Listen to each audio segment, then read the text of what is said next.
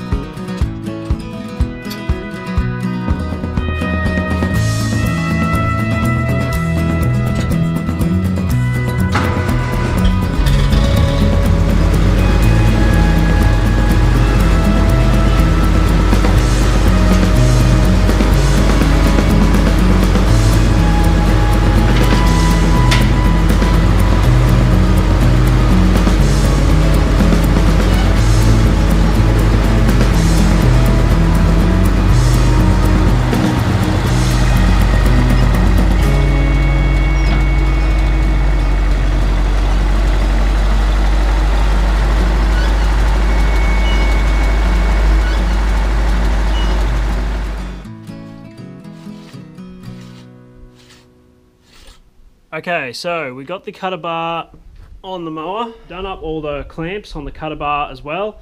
I'm just going to go get the grease gun and I'm just going to put some grease where it really matters, so particularly on that ball and cup, anywhere that spins, and we'll leave it there for the minute. And then I might pull it out a little bit, put the PTO shaft on, we'll run it up to speed, we'll see if we can get some ATF on the bar and just try and clean it off a little bit. And yeah, just make sure it kind of runs.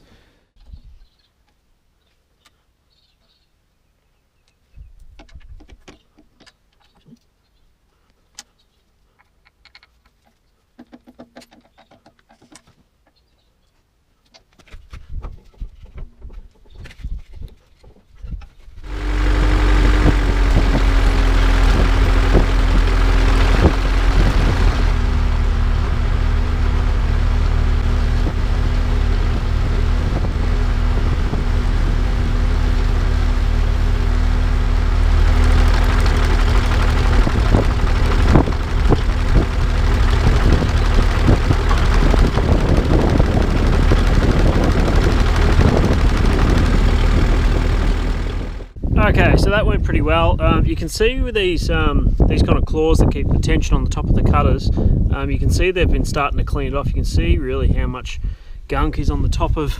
So that one's, I might have even had that a bit too tight. It's hard to tell. This one's really clean too. Saying that, these haven't been used in a hell of a long time, so that's probably why they are how they are. Okay, well, I reckon I might just adjust the top link. I think it's actually sitting not bad. When you've got it low in the operating position, it doesn't look as bad as it does when you've got it up. It looks like it's on all types of bad angles. So I think I might just shorten that top link and see how it looks. And if it looks any good, I might even just run it through some grass I've got here, just to check how it's working. But other than that, I'm pretty happy with it. Like, it looked like a really good unit. When I saw it in the shed, when we moved into the place, I was pretty happy with it. It did look in really good condition, and it fits with the type of gear that I'm trying to use. Old gear, and quite a lot of my stuff is actually Massey Ferguson, so it kind of runs to that as well. So there you go. Little cool note.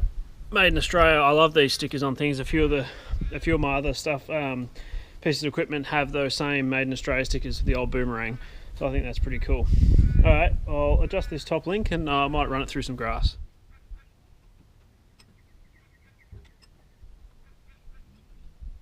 Okay, so there's a little bit of short grass in this paddock. I might just quickly run it through here, just to make sure that it is functioning alright. So, alright, we'll get the cutter bar down and we'll have a go.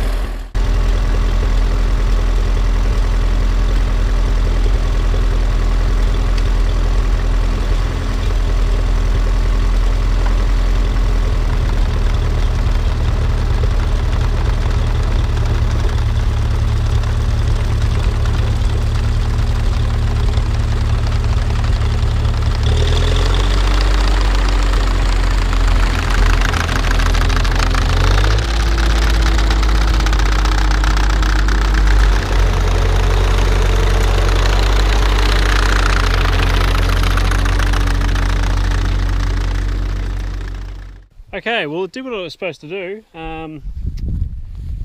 Be interesting to really know how sharp these are, but they are starting to clean up, you can see.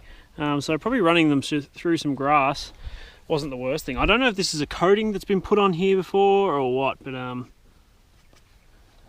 yeah, they actually are starting to clean up. So that's good.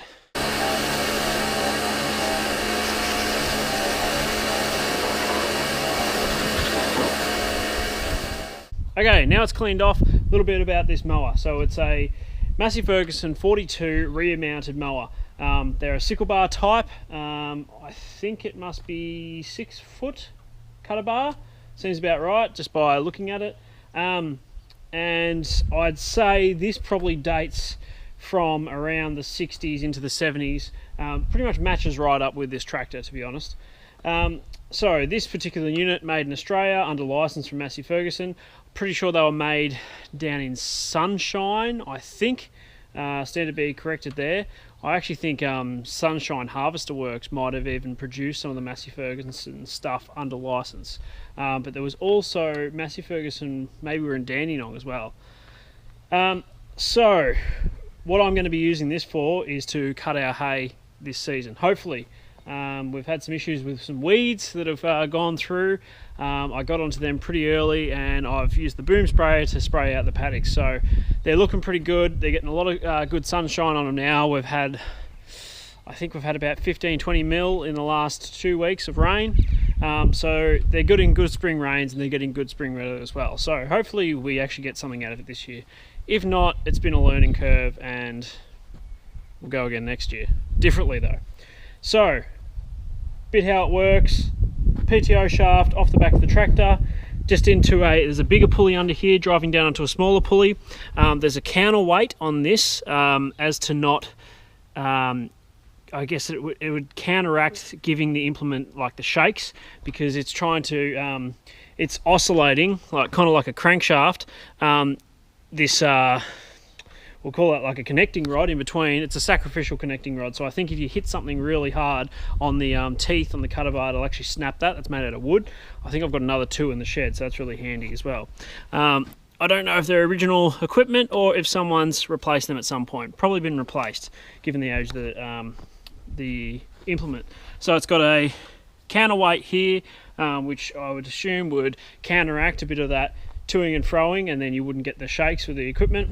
Down in the bottom we had that ball, which is what I had to attach the actual cutter bar to, so it slid in from underneath, and I put that ball and cup assembly together, and that just holds the cutter bar and connects the connecting rod to the bar and then shakes it back and forward. How it actually works is this part's the part that moves, this is the bottom, this part's the part that moves.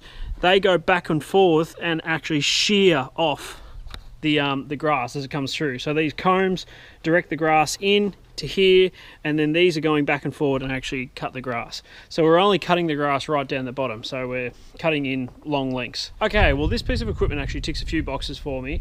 It was cheap, it actually was free, it came with the property. It's old. It's Massey Ferguson, which is neither here nor there. It just so happens that a lot of my gear that I've ended up with has been Massey Ferguson. But I'm pretty happy that it is Massey Ferguson, to be honest. It means it's well suited to my equipment, and the sizes are alright. This is a perfect size mower for my 135. Made in Australia is another really good thing, and it's perfectly functional. Like, I'm not looking for some big piece of equipment that I'm doing broad acre farming with or anything like that.